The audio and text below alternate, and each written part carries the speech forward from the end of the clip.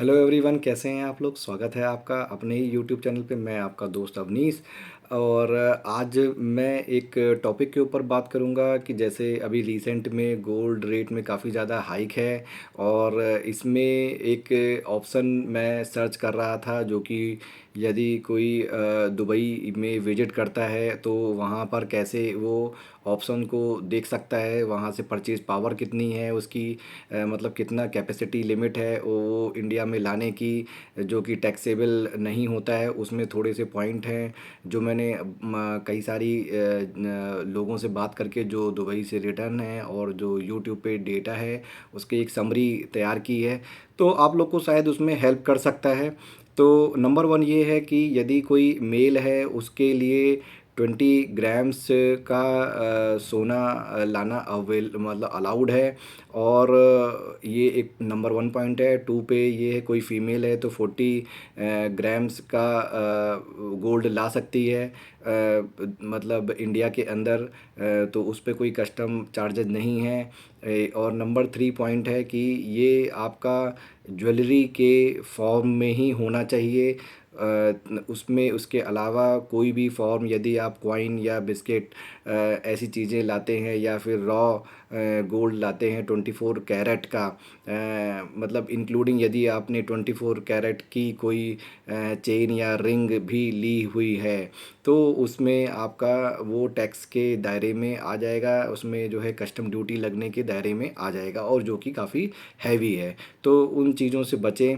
अब आपको इसमें ये है कि वहाँ पर क्या बेनिफिट, कैसे आप मैक्सिमाइज़ कर सकते हैं उसमें। तो दुबई में जो मैंने अपने रिसोर्स से पता किया है कि दुबई में आपको जो गोल्ड ज्वेलरी होती हैं उसमें 0% मेकिंग चार्ज के भी ज्वेलरीज अवेलेबल होती हैं। 0% मेकिंग चार्ज होता है उसके अंदर। और वहाँ पर मतलब जीरो के ऊपर फिर 5, 10, 7, 10, 20, 11, 15% जैसे इंडिया में चलता है वो भी अवेलेबल रहता है उसके अंदर। बट 0% मेकिंग चार्ज, 0 रुपये, जीरो मतलब दिरहम का मेकिंग चार्ज के ऊपर भी अवेलेबल रहते हैं। तो उसमें डिफरेंस क्या है, डिफरेंस उसमें जो मैंने पता किया है रिसोर्सेज से कि उसमें डिफरेंस क्या होता है 0% और आपका जो कुछ परसेंट का मेकिंग चार्ज लगाते हैं उसके अंदर, 10% का। तो उसमें डिफरेंस ये होता है कि जो 0% मेकिंग चार्ज वाला जो गोल्ड होता है, जो ज्वेलरी होती है, वो उसमें नंबर वन है कि वो दुबई का लोकल गोल्ड होता है। और मतलब वो मेकिंग जो है दुबई के अंदर की मेकिंग होती है उसके अंदर, और गोल्ड भी वहीं होता है। रॉ गोल्ड से वो सामान तैयार किया जाता है, उस पे वो स्कीम चलती है। दूसरा जो कॉज होता है कि या तो कोई फेस्टिव सीज़न चल रहा हो, जैसे अभी वहाँ रमज़ान का सीज़न चल रहा था कुछ दिन पहले, ईद से पहले। तो उस सीज़न में भी कई ज्वेलरीज पे 0% मेकिंग चार्ज के ऊपर लगाते हैं। और थर्ड वन ये है कि जो ओल्ड फैशन्ड थोड़ी सी हो जाती हैं, जिनकी मतलब लिमिटेड स्टॉक रह जाता है, या फिर जिनका पेयरिंग ख़त्म हो जाती है, जैसे नेकलेस लिया साथ में रिंग, ईयर रिंग थी, तो ईयर रिंग अभी अवेलेबल नहीं है, केवल नेकलेस ही अवेलेबल है, या फिर वो ईयर रिंग अवेलेबल हैं तो उसका पेयरिंग नहीं है। या फिर बैंगल है या कड़ा है आपके पास तो एक ही कड़ा है, दूसरा नहीं है पेयर में। तो इन चीज़ों पे मतलब वो स्टॉक जो है जीरो मेकिंग चार्जेस के थ्रू निकालने का वो ट्राई करते हैं। अच्छा, तीसरा इसमें जो पार्ट है कि जो मेकिंग चार्ज वाली ज्वेलरीज होती हैं वो उसमें कई कंट्री के डिज़ाइन होते हैं उसके अंदर, जैसे सिंगापुर का हो गया, या फिर आपका वहाँ के जो कंट्री हैं, यूरोपियन कंट्री हैं, या फिर और दूसरी कंट्रीज़ के होते हैं। तो वो डिज़ाइन उसके अंदर रहता है अदर कंट्री का। तो ये ऑप्शन उसमें अवेलेबल रहते हैं। तो इन्वेस्टमेंट के लिए यदि आपको केवल गोल्ड ख़रीदना है तो आप 0% मेकिंग चार्ज वाला ख़रीद सकते हैं। फोर्थ पॉइंट ये है कि क्या 0% मेकिंग चार्ज वाले गोल्ड को परचेज करना मतलब कुछ उसमें प्रॉब्लम तो नहीं है। देखिए, दुबई में लॉ बहुत स्ट्रिक्ट है। और सबसे अच्छी बात ये है कि वो फॉलो भी होता है, और वहाँ के जो शॉप ओनर हैं या फिर जो सेलर हैं किसी भी चीज़ के, वो जो चीज़ें बिल पे लिख देते हैं, यदि वो चीज़ वही रहती है, ये चीज़ की मैक्सिमम गारंटी होती है और उन पे ट्रस्ट करा जा सकता है। और इसमें जो है यदि उन्होंने उस बिल के ऊपर जो पक्का बिल होता है, वहाँ रॉ काम कुछ नहीं होता है कि आपने कैश में दिया और बिल नहीं मिलेगा। बिल आप ले लीजिए, और बिल में यदि लिखा हुआ है कि उसमें ये 22 कैरेट का है या 21 कैरेट का है या फिर 20 का या 18 कैरेट का है, तो उसकी प्योरिटी में कोई डाउट करने की ज़्यादा ज़रूरत नहीं है। क्योंकि ये दुबई है, या फिर आप समझो कि गल्फ़ में जो लॉ बड़ा बहुत ज़्यादा स्ट्रिक्ट हैं। आपकी छोटी सी कंप्लेन के थ्रू आप सोचोगे कि मैं इंडिया चला जाऊंगा, ये टूरिस्ट को कुछ उल्टा पुल्टा कर सकते हैं, ऐसा कुछ भी नहीं है। आप यदि इंडिया में चले भी जाओ या फिर अपनी होम कंट्री में रिटर्न भी हो जाओ, आप उनको मेल के थ्रू कंप्लेन कर सकते हो। और इस वजह से वो शॉप ओनर जो हैं कभी चीटिंग नहीं करते हैं ऐसे। क्योंकि वहाँ पे आप जब जाओगे, जैसे गोल्ड सोक वहाँ का एक बड़ा फेमस स्पॉट है, जो आपने नाम भी सुना होगा, खुद भी एक्सप्लोर किया होगा। तो वहाँ पर एक ज्वेलर की कम से कम 10 से 10 15 शॉप्स होती हैं, और बड़े बड़े ज्वेलर्स की भी शॉप्स कई सारी ब्रांचेज होती हैं उसी छोटे से एरिया में, और अलग अलग भी। तो उनकी पूरी चेन स्टेक पे लगी होती है, वो ऐसा काम वहाँ पर नहीं करते। वहाँ लॉ बहुत स्ट्रिक्ट है, जो आपको लिख दिया है वो मिल जाता है। ठीक है, अब ये तो बात हो गई कि कितने मेकिंग परसेंट से आपको क्या डिफरेंस है, 0% और कुछ परसेंट जोड़कर जो मिलती है ज्वेलरी, उस पे क्या है। यदि आपको सेल नहीं करना है, पर्सनल यूज़ के लिए लेना है, तो मेरा रिकमेंडेशन इसमें यही है कि आप अपनी फेवरेट ज्वेलरी को पसंद करें, जो कि आप मतलब नॉर्मली उसको बेचने की ज़रूरत ना पड़े, आप उसको इंडिया में एक्सचेंज करने की ज़रूरत ना पड़े, और आप उसको इंडिया में यूज़ कर सकते हो। और यदि आपको केवल इन्वेस्टमेंट के लिए लेना है कि मुझे उसको जाके लॉकर में या घर के लॉकर में डाल देना है, और जब भी कभी गोल्ड का रेट ऊपर आए, या फिर कभी इमरजेंसी फ़ंड की ज़रूरत पड़े, या मुझे कभी आगे जाके किसी मैरिज में किसी को एक्सचेंज करके वो देना पड़े, तो आप 0% मेकिंग चार्ज पे ही उस ज्वेलरी को ख़रीदो। और उससे क्या होगा कि आपका केवल गोल्ड का रेट उसमें जाएगा, और कोई चार्ज नहीं जाएगा। तो ये एक फेयर पॉइंट हो जाता है उसके अंदर। और ऑप्शंस अवेलेबल हैं वहाँ पे, क्योंकि वो पूरा हब है गोल्ड की मतलब शॉप्स का। तो there are so many option, मतलब आपको कोई लिमिट नहीं मिलेगी। ठीक है, और थोड़ा सा क्या है, जैसे रमज़ान का टाइम होता है तो थोड़ी सी एक्स्ट्रा स्कीम भी मिल जाती है, बट वो फिर ज़्यादा एक्सप्लोर करने का टाइम होता है, आपको फिर 1-2 दिन वहाँ पे स्पेंड करना पड़ेगा, क्योंकि बहुत सारी शॉप्स हैं, तो आपको उसमें वहाँ पे लगाना पड़ेगा। और एक चीज़ और भी है कि जैसे जो मेरी वहाँ पे लोगों से बात हुई, जो मेरे फ्रेंड्स दुबई में हैं, उनसे मेरी बात हुई है। उन्होंने ये बताया कि जैसे कई चीज़ें होती हैं, जैसे कई लोग केवल इन्वेस्टमेंट के लिए लेके जाते हैं।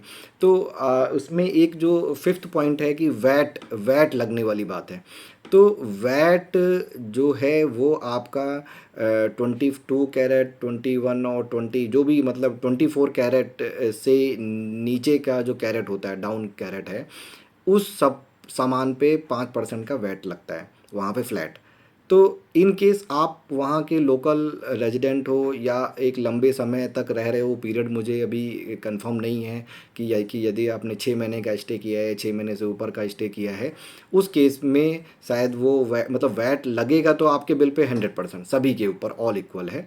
बट इन केस आपका टूरिस्ट वाला सीन है, आप 1 महीने के लिए गए या 2 महीने के लिए गए, और वहाँ एज ए टूरिस्ट वीज़ा पे गए हो, तो आपको वो वैट का रिफ़ंड होने का प्रोविज़न है। जब भी आप बिल लें, उससे दुकानदार से पूछ लें, शॉप शॉप ओनर से, जो सेलर है, उससे पूछ लें कि मुझे वैट का रिफ़ंड भी लेना है। तो ब्रॉडली 2 कंपनी हैं वहाँ पर जो वैट का रिफ़ंड करती हैं, उनके बिल पे उसका स्टिकर लगा रहता है, वो क्यूआर मार्क लगा रहता है, उसको स्कैन करके आपको एयरपोर्ट पर आफ्टर इमिग्रेशन वो वैट रिफ़ंड के प्रोसेस में आप लगाओगे, वो आपका फिजिकल गोल्ड देखेंगे भी फिजिकली, उसको कौन सा गोल्ड लिया है, बिल देखेंगे, पासपोर्ट लेंगे जिस पासपोर्ट के अगेंस्ट पे लिया है, और वो आपको कुछ परसेंटेज ऑफ वैट रिफ़ंड कर देंगे। 100% वैट रिफ़ंड नहीं होता, कुछ डिडक्ट होके होता है।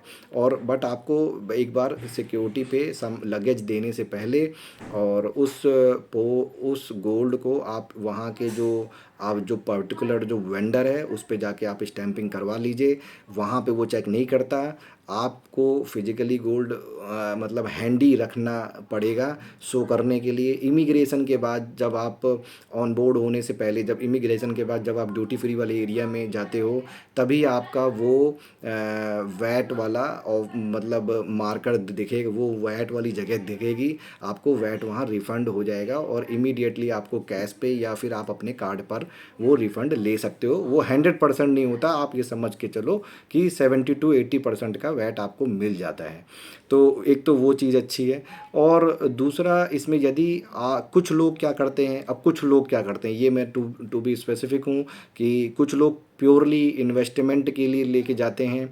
तो वो लोग जो है वहाँ पर आपको 24 कैरेट के रिंग या फिर ये कड़े आपको या फिर चेन ये मिल जाती हैं। और वैट जो है 24 कैरेट पे मेकिंग चार्ज ज़ीरो होती है।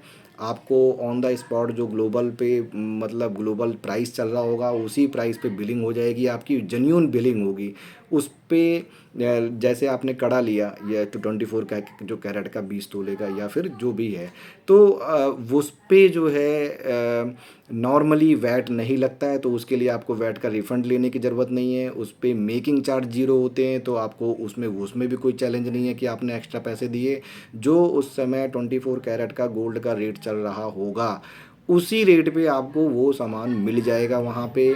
मगर उसमें दो तरह की ज्वेलरी होती हैं, या तो उसमें कहीं मार्किंग नहीं होती है कि 99.9, वो 9999 वाली जो 24 कैरेट वाली होती है वो उसमें मार्किंग नहीं होती है। क्यों वो मार्किंग नहीं करते हैं, उसके पीछे भी वो रीज़न ये देते हैं कि ये आपको यदि मार्किंग कर दी तो फिर ये आपका कस्टम ड्यूटी के साथ जाएगा, इन केस वो डिडक्ट कर लेते हैं कस्टम वाले।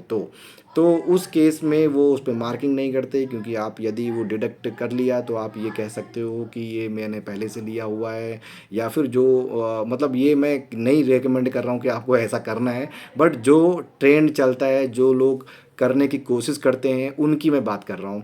तो उसमें मतलब मेरी काफ़ी डिटेल में बात हुई है, इसीलिए मैं वो बात को बता रहा हूँ कि वो वहाँ पर मतलब नॉर्मली वो रिंग या फिर ब्रेसलेट या फिर चेन लेके जाते हैं, जो कि नॉर्मली लोग पहन के आते हैं। तो वो 24 कैरेट का होता है, उसको पहना नहीं जाता क्योंकि बहुत सॉफ्ट होता है। तो वो जस्ट एक इन्वेस्टमेंट के लिए होता है, उसमें वैट नहीं लगता, उसमें मेकिंग चार्ज नहीं लगता, बट उस पर कहीं मार्किंग नहीं होती है। आपको यदि उसकी जेन्यूनिटी को चेक भी करवाना है तो आप एक्स्ट्रा पैसे देके उस पर मार्किंग करवा सकते हो। दुबई में भी वहाँ पर भी कुछ गवर्नमेंट की शॉप हैं जहाँ पे आप उसकी गोल्ड की जेन्यूनिटी को चेक करवा सकते हो। कुछ जगह शायद फ्री ऑफ कॉस्ट है, कुछ जगह वो मतलब 10-20 दिरहम लेते हैं उसके अंदर, वहाँ पर वो उसमें मार्किंग कर देते हैं। और यदि उन्होंने मार्किंग की है तो प्योरिटी उसकी 100% है, और मार्किंग नहीं भी की है, बिल दिया है, तो वो भी प्योरिटी 100% रहती है, ऐसा लोगों का कहना है। नॉर्मली उसमें फेक वर्ड नहीं होता है। और तो यही वीडियो था, यही एक्सपीरियंस था। आप उसको लाके फिर इंडिया में वेरीफाई भी करवा सकते हो, और यदि इन केस कोई प्रॉब्लम है तो आप उस शॉप ओनर को कांटेक्ट भी कर सकते हो। तो ये थोड़े से सीन हैं। और एक और जो पॉइंट है, अब मुझे नहीं पता सिक्स्थ है कि सेवन्थ है, but there is one more point that कि इसमें आप कैश में डील करोगे तो आपका एक चार्ज जो लगाते हैं, मतलब 2.5% का, जो कि कार्ड के साथ लगाते हैं। यदि आप क्रेडिट कार्ड या कोई और कार्ड यूज़ करते हो या ट्रैवलर कार्ड यूज़ करते हो तो उसमें आपका 2.5% एक्स्ट्रा लगाते हैं सभी दुकानदार। और यदि आप कैश में डील करते हो तो उसमें आप कैश में डील करने के लिए उसमें आप जो है वहाँ पर, यदि आप ट्रैवलर कार्ड ले गए हो या फिर कोई आपके कार्ड पे विड्रॉ का ऑप्शन है इंटरनेशनली, तो वो आप मतलब विड्रॉ कर सकते हो वहाँ एटीएम से। आपको वो थोड़ा सा कंपेयर करना पड़ेगा कि मेरा विड्रॉ करने का भी वहाँ एटीएम को यूज़ करने का भी चार्जेस होते हैं।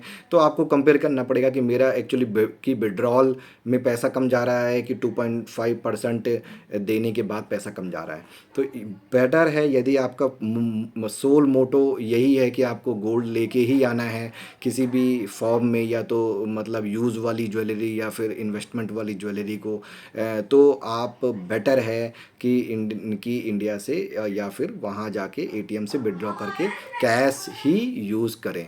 ठीक है, तो ये थोड़ा सा ऑब्जर्वेशन था। नॉर्मली गोल्ड का रेट ज़्यादा है। अच्छा, डिफरेंस कितना है, लास्ट पॉइंट ये कर सकते हैं हम लोग कि डिफरेंस कितना है। तो देखिए, आपने यदि मेकिंग चार्ज नहीं दिया, वैट रिफंड ले लिया और आपने कैश का पेमेंट कर दिया, तो आपको ये समझो कि जो गोल्ड का रेट ग्लोबली सिंगल पॉइंट पे चल रहा होगा उसी रेट पे मिल जाएगा। और यदि आपने वही ज्वेलरी इंडिया में ख़रीदी तो इंडिया में आपका मेकिंग चार्ज और जीएसटी और आपके जो है उसकी प्योरिटी पे भी कोई गारंटी नहीं होती है। और दूसरी चीज़ क्या है कि यहाँ पर अच्छे ज्वेलरी के जो ऑप्शंस होते हैं वो 18 कैरेट में आते हैं, 22 कैरेट में बहुत अच्छे ऑप्शंस नहीं बनाते। 18 कैरेट में 75% ही गोल्ड होता है। वो मतलब अच्छा नहीं माना जाता वो। मतलब क्या है कि आप जब उसको बेचने जाओगे तो उसमें से भी वो कितने परसेंट काटेगा वो पता नहीं चलता। ठीक है, तो डिफरेंस यदि आप ये मानो कि पर 10 ग्राम्स में आपको कम से कम नहीं तो 5 to 6 thousand का प्रॉफिट इसमें मतलब गैप मिल सकता है इंडिया में। और प्लस प्योरिटी तो है ही, ये तो मतलब ग्लोबली नोन है कि वहाँ पर प्योरिटी रहती है। और ऐसा लोगों का कहना है, मैंने कभी यूज़ नहीं किया है ना कभी चेक किया है, बट ऐसा मेरे जो फ्रेंड्स हैं, जो मेरे लोग हैं वहाँ पर जो रिसोर्सेज हैं रहते हैं, वो उन चीज़ों को बताते हैं। तो कहीं ना कहीं जब सब लोग का एक long term long year experience होता है तो वो चीज़ों को हमें मतलब मानना ही चाहिए, मतलब मान लेना चाहिए उस तरह से। तो ऐसा नहीं है कि हम हर चीज़ को लाइफ में एक्सपीरियंस ही कर सकते हैं तभी हमें नॉलेज होगी, बट इतनी नॉलेज मेरी उन लोगों से बात करके और अपने चीज़ों को देख के रही कि लोगों का ऐसा ऐसा प्रॉब्लम रहती हैं। तो 5 to 6 thousand पर 10 ग्राम पे आपका एक तो अमाउंट में प्रॉफिट हो सकता है आपका इसमें। तो ये आज का वीडियो इसी चीज़ पे था, क्योंकि गोल्ड रेट का हाइक है तो आप सस्ता गोल्ड कहाँ से ख़रीद सकते हो और जेन्यून गोल्ड कहाँ से ख़रीद सकते हो। तो ये अभी मैंने दुबई गल्फ़ वाले एरिया को लेके बनाया है। इसी तरह से सिंगापुर में भी शायद सेम प्रोविज़न है, तो उसकी मुझे अभी थोड़ी R&D करनी पड़ेगी कि ऐसा उसमें क्या है सीन। तो मैं उसका भी ऊपर एक जल्दी ही वीडियो बना दूंगा। थोड़ा मुझे और भी चेक करना है, मुझे वहाँ पर रिसोर्स ज़्यादा नहीं मिले हैं, इसलिए मेरा एक कोई फाइनल चेक नहीं आ पाया है कि उसमें क्या चीज़ें हैं और कितना अलाउड है, कितना क्या है, तो और करेंसी का गैप कितना है एक्चुअली में। तो वो सब चीज़ें मुझे अभी आइडिया नहीं हो पाया है, तो मैं उस पर भी बना दूंगा। तो गोल्ड आप लोग का ये परचेजिंग का ऑप्शन चेक कर सकते हैं।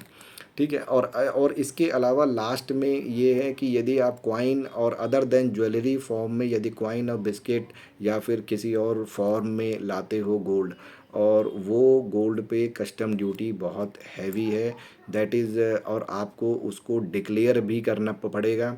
आप जब इमिग्रेशन के बाहर आओगे कस्टम में तो आपको दो लेबल मिलते हैं, एक ग्रीन जोन और एक रेड जोन या ऑरेंज जोन। तो आप यदि परमिसिबल लिमिट के अंदर गोल्ड ला रहे हो तो आपको ग्रीन जोन से एंट्री करनी पड़ती है।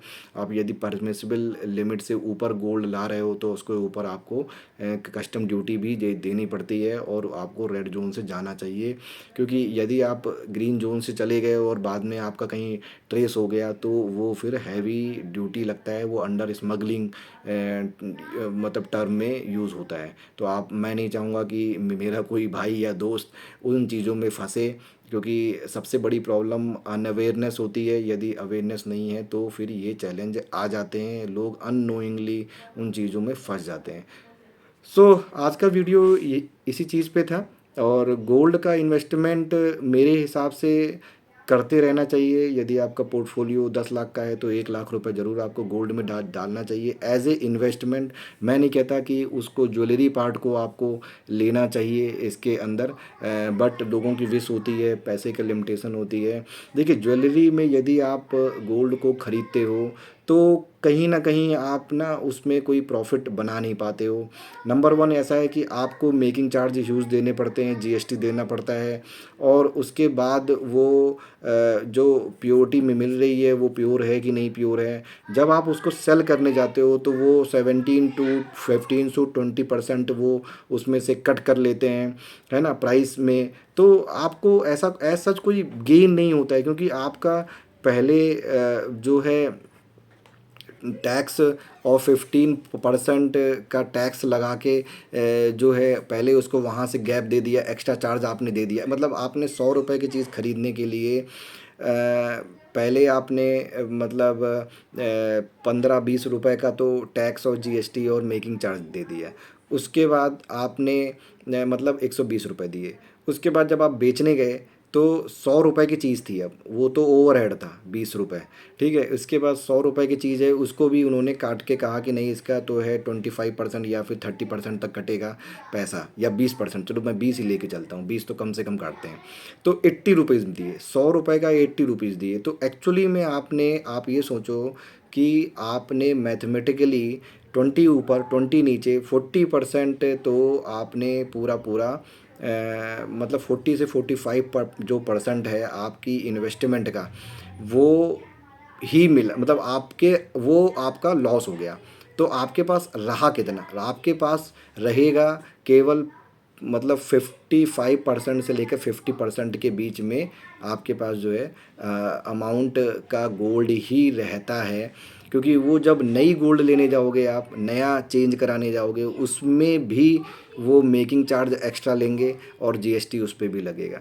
तो ये सारे लॉस हैं, इसलिए इन्वेस्टमेंट को मतलब यूज़ वाला गोल्ड से अलग रखना चाहिए। इससे अच्छा तो आप जो है इंडिया में कॉइन ही खरीद लो, उसमें कोई इम्पोर्ट ड्यूटी नहीं है।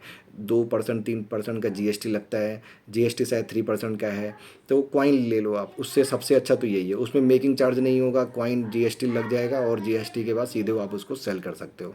तो वो इन्वेस्टमेंट होती है। Jewellery is not an investment. वो हमें पीढ़ियों दर पीढ़ियों पुरानी पीढ़ी से मिल गया, 2 पीढ़ी पुराना गोल्ड खरीदा था, वो आज की डेट में मिल गया। आप उसको आपको उन्होंने 1000 रुपए का खरीदा था, तुमको वो 10,000 का पड़ गया, तुम्हारे पास फ्री ऑफ कॉस्ट आया था, इसलिए तुम्हें लगता है कि गोल्ड एक अच्छा इन्वेस्टमेंट है। बट इन्वेस्टमेंट अलग है, ज्वेलरी का यूज़ करने वाली चीज़ें अलग हैं। दोनों को सेपरेट करके चलिए। मैं नहीं कहता हूँ कि उसको एंजॉय ना करिए, आप हमेशा इन्वेस्टमेंट में ही जाइए, अपनी लाइफ भी जीनी चाहिए, आपको शौक है तो आप पहनिए भी। बट वो इन्वेस्टमेंट पॉइंट ऑफ व्यू से एक वीक इन्वेस्टमेंट है, और गोल्ड का प्योर फॉर्म में इन्वेस्टमेंट ही अच्छा इन्वेस्टमेंट है। आप ये सोवरिन गोल्ड बॉन्ड भी खरीद सकते हो, उसमें आपको 2.5% का इंटरेस्ट भी मिलता है। आप उसमें अप्लाई कर सकते हो, वो भी आपका डीमेट के अकाउंट पे रिफ्लेक्ट होना चालू हो जाता है। ईजिली आप ट्रेड भी कर सकते हो उसके साथ, नया बिना डीमेट में जाए हुए भी आप परचेज कर सकते हो। तो ये सब बहुत सारे ऑप्शंस हैं इन्वेस्टमेंट करने के। थोड़ा पोर्शन 10% का पोर्शन गोल्ड जैसी इक्विटी पे भी लगाना चाहिए मेरे हिसाब से। तो उसमें आपका कोई लॉस नहीं है, क्योंकि गोल्ड को हैंडल करना भी टफ़ है। छोटा सा कॉइन आपने लिया, इधर उधर हो गया कहीं 10 सालों में, तो वो आपका प्योर लॉस है, ठीक है? तो पेपर वाला फॉर्म भी सही है। और यदि दुबई जैसी जगह पे जाके आप ये थोड़ा बहुत इन्वेस्टमेंट कर सकते हैं, आपके ट्रिप लगते हैं तो वो भी कर सकते हैं आप। तो ये सारे पॉइंट को कलेक्ट करने के बाद मुझे लगता है कि ऐसा कोई दिक्कत नहीं है, आप आराम से जाके बाहर से गोल्ड ला सकते हो एक परमिसिबल लिमिट के अंदर। और वो गोल्ड की प्योरिटी पे कोई चैलेंज नहीं करते, नॉर्मली वो अच्छा रहता है और सस्ता भी तो है ही, ठीक है? तो आज का जो वीडियो था वो इसी सब्जेक्ट के ऊपर था। और अब मैं आपसे विदा लेता हूँ। आई थिंक वीडियो काफ़ी लंबी हो गई है, and thank for watching till this time. और बाय बाय। और यदि वीडियो आपको को मेरे पसंद आते हों तो सब्सक्राइब करें और लाइक करें, जैसा सभी कहते हैं, right? Thank you so much.